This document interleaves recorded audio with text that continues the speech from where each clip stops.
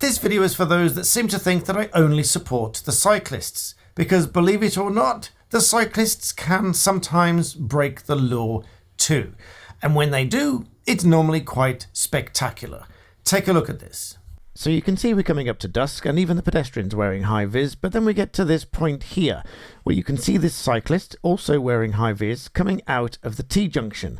Emphasis on coming out of the T-junction because he really should stay put regardless of the hierarchy of vehicles and cyclists, i.e. vehicles giving way to cyclists. This doesn't mean that the cyclist can just ride out into the road should they choose to, but watch what happens.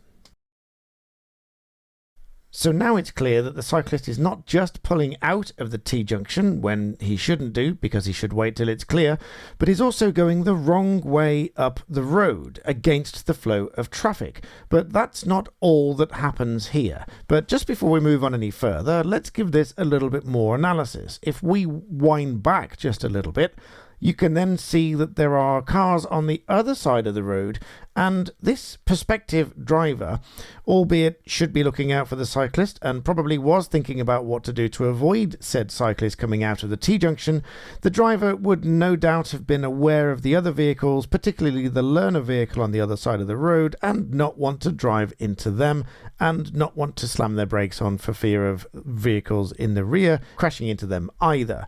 All round a bit of a dilemma, but let's move on. So indeed this cyclist does continue on up the wrong side of the road, and so now we switch to the rear perspective. Not only did you see that one vehicle swerve out of the way, but then look what the cyclist does in the distance.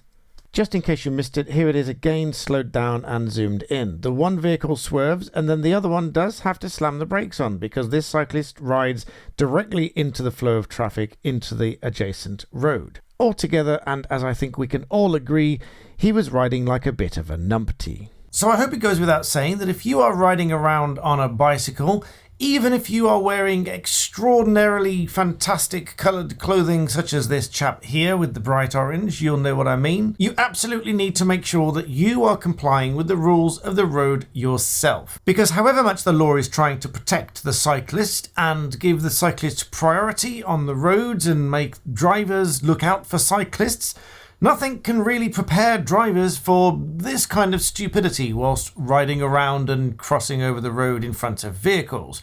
So I dare say that had this cyclist been hit by one of those vehicles, there would have been a protracted argument as to whose fault it was, but at the very, very least, there would have been a contributory negligence on the part of the cyclist. In other words, even if the driver was held to be liable, there would be a significant portion of blame laid at the door of the cyclist. And contributory negligence can be all the way up to 100%, meaning that the driver might be found to be liable, but the cyclist was so negligent himself that he might have 100% contributory negligence found against him, meaning that the driver doesn't pay anything at all. So I hope you found that an interesting video to see things from a slightly different perspective. Please do remember to smash the like button and subscribe, and I'll see you next time.